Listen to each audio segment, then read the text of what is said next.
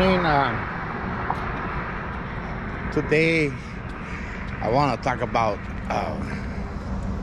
the day they stole my van. It came from this apartment.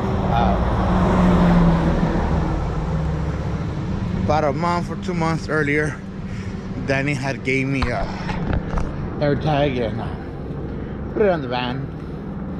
You can't say you're tough and you're crazy if you don't really live it, you know what I mean? And I'm not saying that I'm down, I'm crazy or anything, but I've always defended myself, and I've always encouraged people to not let themselves, because I used to be a youngster, and you could say I wasn't as tough as I wanted it to be. And one day my dad told me que si seguía dejándome de toda la gente, me iba a pegar. Y una vez I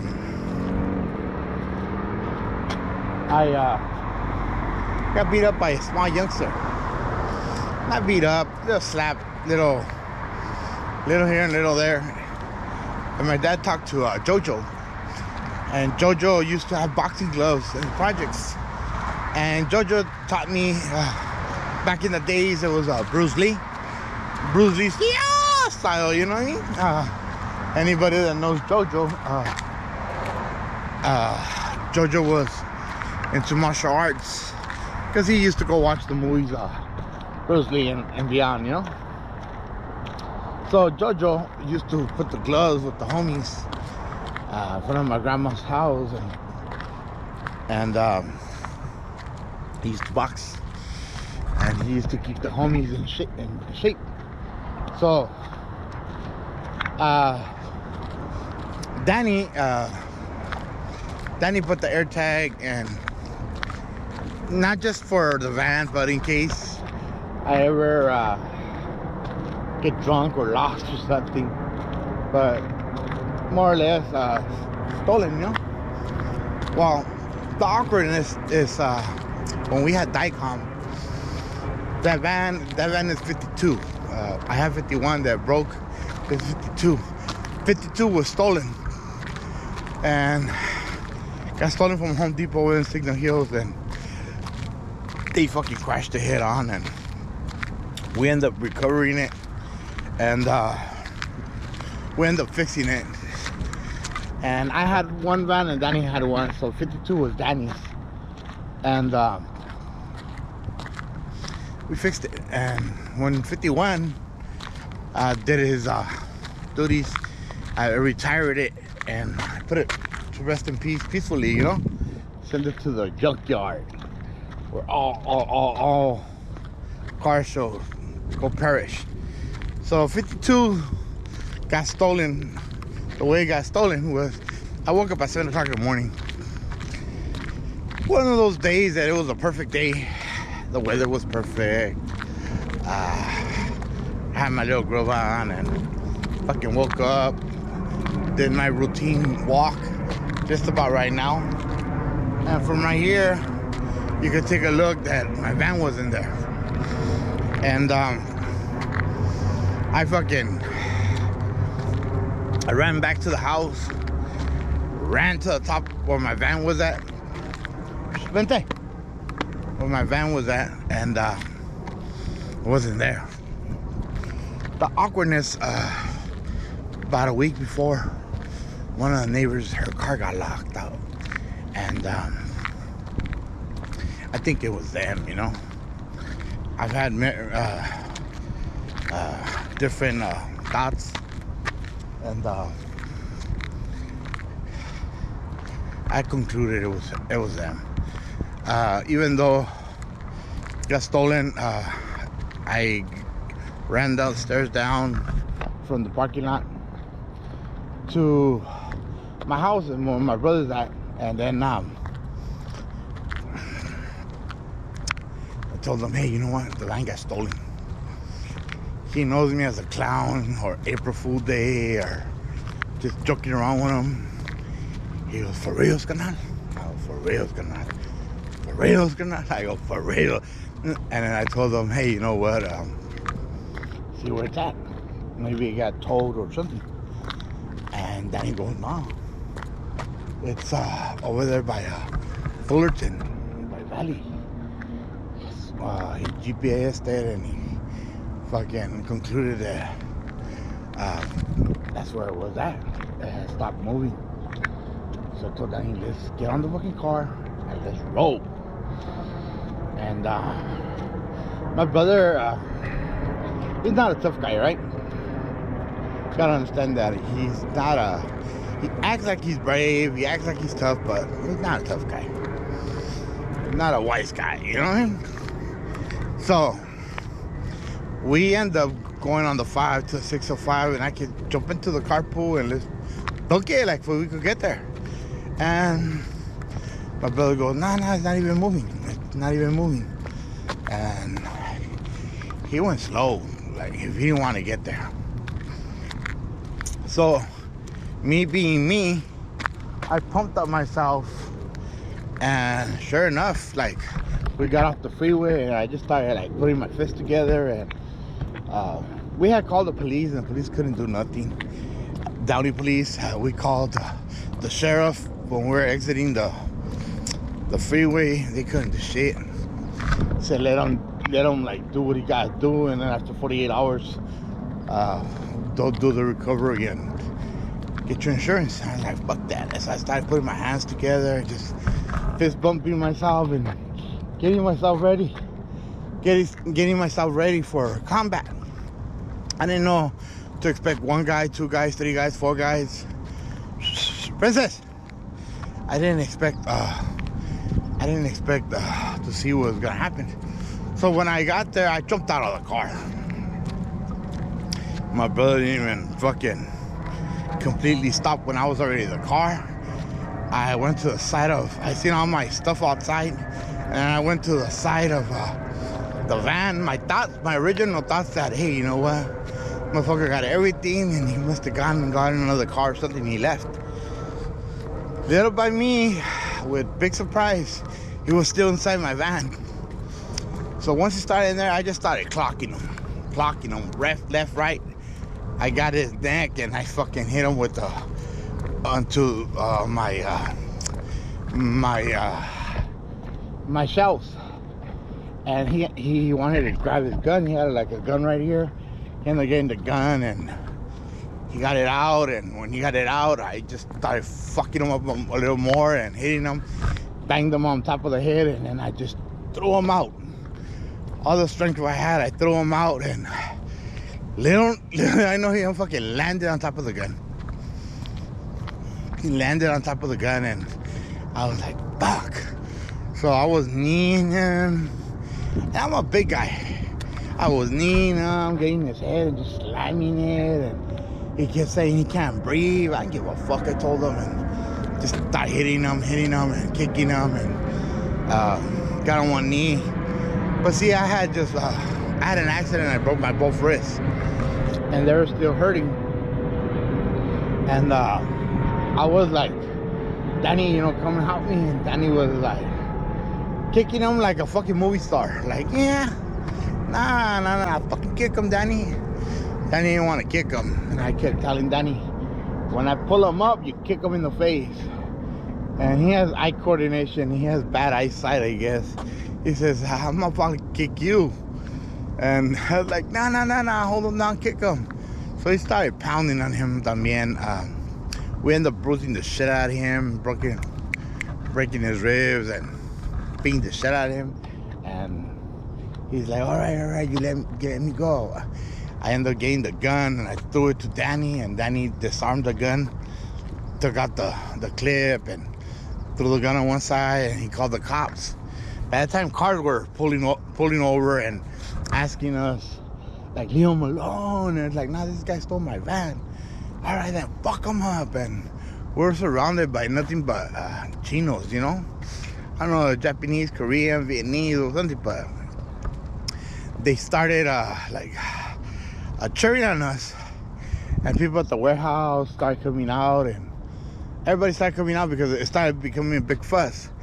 Next thing you know, my brother's on the phone talking to the fucking sheriffs, and they swarmed like bees. They got there with the fire truck, ambulance, and about 5 to 10 cop cars, and they end up getting there. And I called my boss that I was gonna go to work because they just stole my van. He was just laughing. He didn't believe it. I had to take a selfie picture, and my brother didn't record it because he was nervous and he was anxious and he was all distressed. He was calling the cops, and they had him on the phone and giving him locations and shit like that. And we kicked him about a couple times. You know, I say about 5 to 10 times. You know, you're not gonna say big kicks like fucking Bruce Lee or algo, you know. And I slammed them into the concrete. I had them wedged between my van and the walkway, and through like the sewer thing. I got pictures and videos, so you guys get to see all that también, you know. But I end up beating the shit out of him, and I told him if he moved, I was gonna keep fucking him up. He was on speed or fucking on PCP or something. He was an incredible hawk, and I knew if I let him up, I was gonna get my ass beat up, because I was gonna be able to swing at him, and I knew Danny was gonna let him go, and then knew he had the gun, so I had no choice to fucking barricade him and keep beating him up until the cops got there. I mean, it was some intense time, intense situation that I couldn't stop hitting him because he kept lifting me up, and like he was doing push-ups with my ass on top. He was strong like a motherfucker, strong like an ox. So once I fucking hit him in the ribs, side to side, and fucking got his head and just whacked it with the fucking concrete. I didn't hit him because I said my wrists were hurting, and if I injured him or something, I wasn't gonna be able to work, and I was gonna lose more. So I hit Danny, kick him again, Danny, kick him again, and we end up fucking him up. By the time the cops got there and the ambulance, I lifted, and they told him stay down. 3 cops went and checked him for guns or anything, and they told him we have the guns over here, and they lifted him up. They put the handcuffs on him, and they threw him. He was walking with my badge, and threw him in the cop car. But before they threw him in the cop car, they took him to the ambulance, and they fucking checked him out, and they deemed him it was all right to proceed with the arrest, and they threw him in the car. And so they came out to me strong, like, hey, you know what happened? That motherfucker jacked me. So the police told me if he jacked you, he could press charges if you recover your car. But if he jacked you and you jacked him, it goes to the, we can't do nothing. We can't get involved. That's exactly what they did. They wanted to put a lien on my car and everything, and they said, nah, because you stole it from him, he stole it from you, and we don't have possession technically of the car, and you're free to go. And they didn't ask me any more questions. They didn't ask me no more questions. They didn't give a fuck about that no more. Awkward times that we're living right now, and I just tell people, if you talk the game and you do the walk, blessings come upon you. You know, it's a sword with 2 edges, with 2 blades on side. It could be a good thing, it could be a bad thing. Sometimes I don't encounter the aftermath. I'm just spontaneous, you know. I've always been spontaneous. I have always reacted, and I've always been blessed, and always been on the upper side. Hopefully life continues that way. everything I've done, I've always accomplished, and everything I put myself, I've always done, and I've always had whatever I've put my mind and my soul to, you know what I mean? So we recovered 52, and still producing, still going to work with me, and I'm proud to have 52 still with me and hustling and bonding with me, you know. It's like I met 52 back in the days. It was Ironwood. It was the owner when we went to go buy it, and Chris and his white boy. They used to drive 51 and 52, and there are supervisors at Phone Connect, and I really love my van. Really love my spontaneous that I have, and my reactions and my stories. Hopefully you still hearing me and still excited, and I haven't bored you, and hopefully you could go through all my stories, the nukes, or anybody that I share them with. They're not out there for public use or anything, for likes or nothing. They're just here for you, mija, for you to have a little more understanding who is your dad, where you come from, why you are the way you are. And if you ever had sons and daughters or grandkids or whatever, they get to have a whole full open mind, and be grateful to hear all my stories, and know why they are the way they are, because how we are, you know. So this is where you can see my van. I don't know if you guys can see it. It's over there. This is where morning I got up and I end up looking, and I didn't see my van.